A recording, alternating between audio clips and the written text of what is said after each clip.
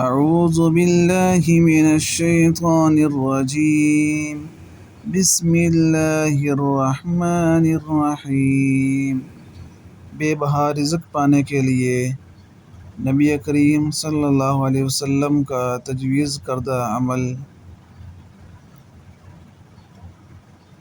ایک صحابی نے عرض کیا، یا رسول اللہ، دنیا نے مجھ سے پیٹھ پھیر لی۔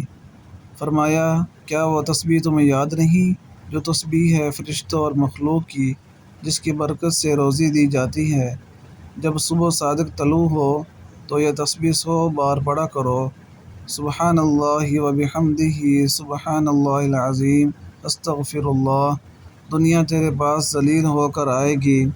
وہ شخص چلا گیا، کچھ مدت ٹھہر کر دوبارہ حاضر ہوا۔ عرض کی، یا رسول اللہ، دنیا میرے پاس اس کثرت سے آئی، میں حیران ہوں، کہاں اٹھاؤں کہاں رکھوں؟